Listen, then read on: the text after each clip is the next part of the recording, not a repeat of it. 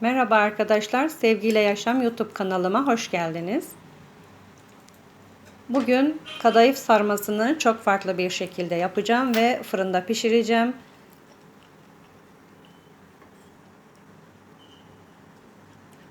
Elmaların, cevizlerin lezzeti harika olmuş arkadaşlar.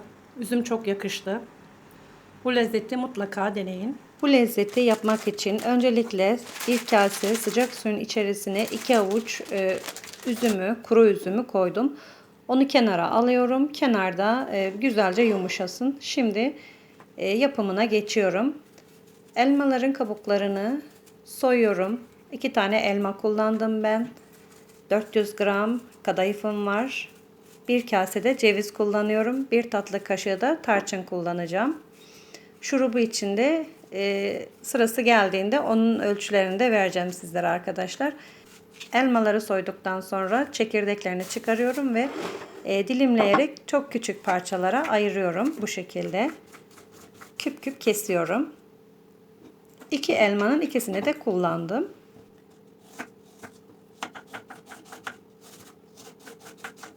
Ben elmaları küp küp doğradım ama siz isterseniz rendeleyebilirsiniz.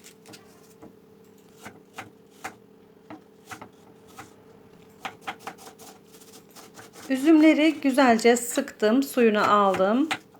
Elmalarla karıştırdım. 1 tatlı kaşığı tarçın ekledim. 1 kase cevizi bıçakla ince ince kıydım.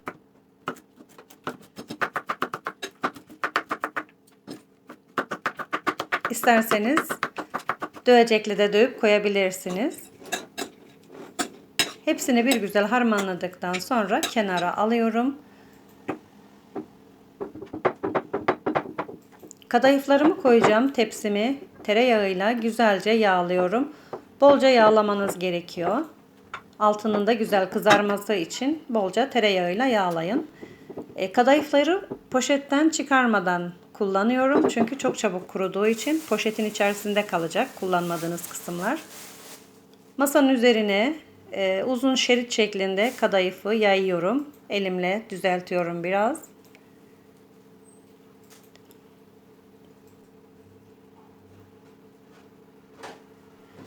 Kadayıfın üst kısmına bir kaşık elmalı harçtan koyuyorum.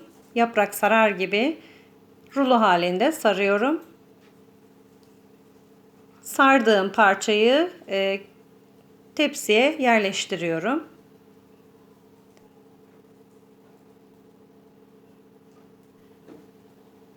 Tekrardan aynı işlemi tepsiyi doldurana kadar yapıyorum. Ben burada 400 gram kadayıf kullandım. Sizin tepsinizin yapacağınız ölçünün büyüklüğüne, küçüklüğüne göre kadayıf miktarı farklılık gösterebilir. Hepsini bu şekilde birer porsiyonluk olacak şekilde büyük büyük sarıyorum. Kenarlarını içeri alarak kadayıfı toparlayarak elimle hepsini böyle sardım arkadaşlar.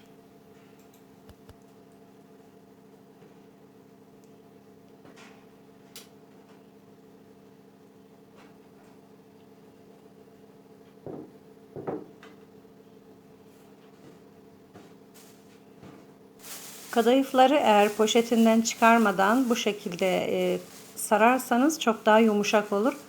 Yoksa kadayıflarınız fena halde kurur. Sarmanıza izin vermez. Yapışan kadayıfları elinizle güzelce açtıktan sonra sarmaya devam edebilirsiniz.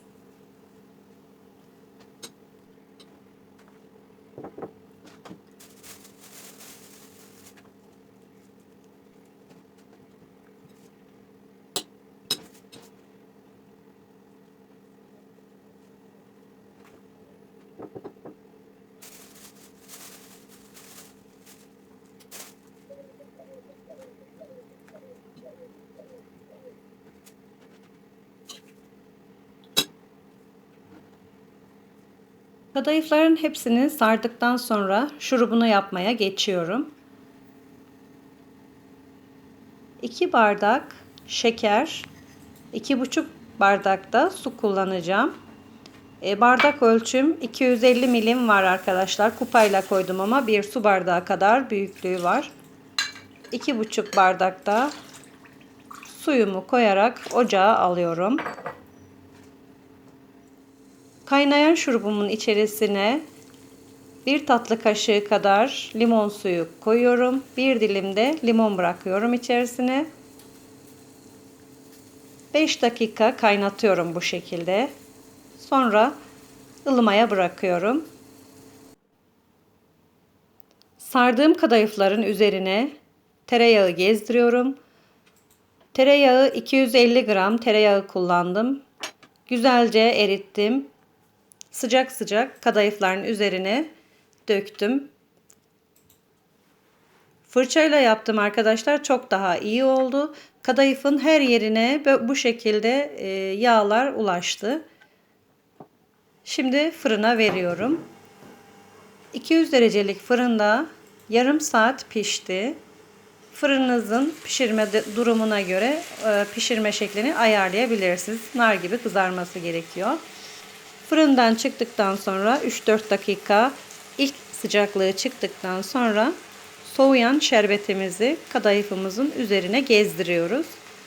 Bu kadayıfın şurubu az gibi görünebilir ama az değil. İçerisinde üzüm ve elma olduğu için, tatlı olduğu için ben şurubunu az kullandım. Normal bildiğimiz kadayıf şurupları gibi bol bol değil. Tam kıvamında oluyor. Hiç merak etmeyin. Hafif bir tatlı oluyor. Şimdi bir dilim alarak servis tabağıma sizler için tadına bakıyorum.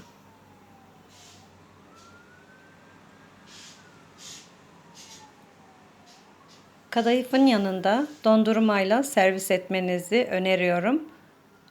Ben şimdi tadına bakarken dondurma kullanmadım ama sonrasında dondurmayla tükettik. Çok daha lezzetli oldu. Kanalıma yeni geldiyseniz arkadaşlar abone olup zil sesini açarsanız daha sonraki paylaşacağım videolardan da haberdar olursunuz. Kadayıf hakkında yorumlarınızı yazarsanız, düşünceleriniz benim için önemli. Yorumlarınızı yazarsanız çok memnun olurum. Bir de eğer merak ettiğiniz yemek varsa yöresel yemek de olabilir. Yapmaya çalışırım sizler için. Fikirleriniz benim için değerlidir. Teşekkür ediyorum. Sevgiyle yaşamda kalın. Hoşça kalın.